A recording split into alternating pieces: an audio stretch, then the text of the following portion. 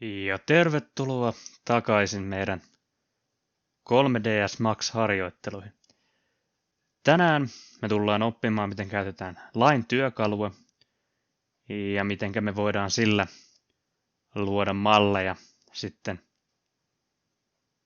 helpommin ja vielä tarkemmin poikkileikkauksia, jotta meidän ei tarvitse mallintaa joka asiaa sitten näistä valmiista materiaaleista.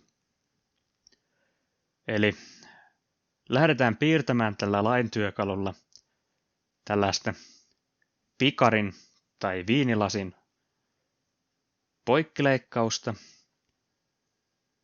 Ja sitten mennään tällä Vertex-tasolla vähän sitten hienosäätämään sitä vielä paremmaksi. Ja te voitte tässä kohtaa ihan itse päättää, minkälaisen te haluatte tästä. Itse olen vähän sellainen pieni hienosäätäjä ja näprääjä, että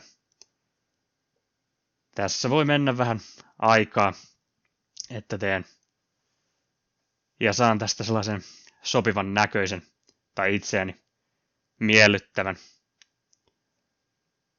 Mutta luultavasti laitan vielä videoon sitten linkin, että voitte hypätä tämän hienosäädön ylitse, niin teidän ei tarvitse katsoa sitä. Eli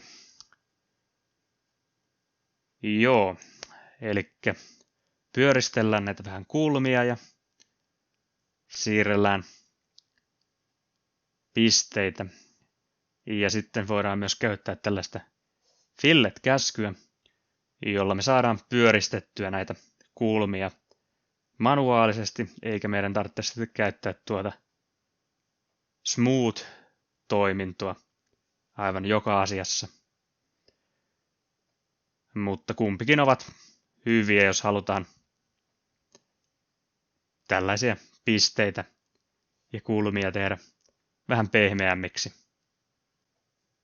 Tässä kun nyt ei oikein tapahdu mitään uutta, niin voisin laittaa jopa vähän musiikkia teille sitten tähän ajan raatoksi, niin menisi mukavammin.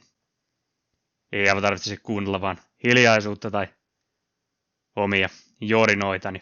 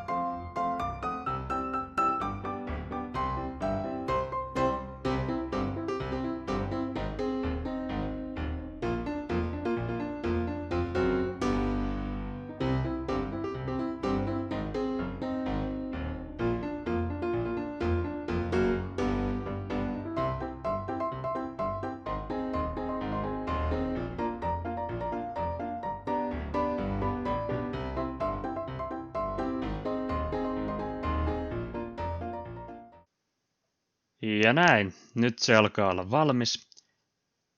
Ja sitten tehdään taikoja ja kun painettiin tuosta lathesta, niin saatiin luotua mallista vähän tällainen, tai saatiin poikkileikkauksessa tehtyä mallia, kun segmenteillä vielä laitettiin 40, niin nythän tuo näyttää jo kupilta. Toivottavasti opitte jotain ja me nähdään sitten taas ensi viikolla. Se olisi moi!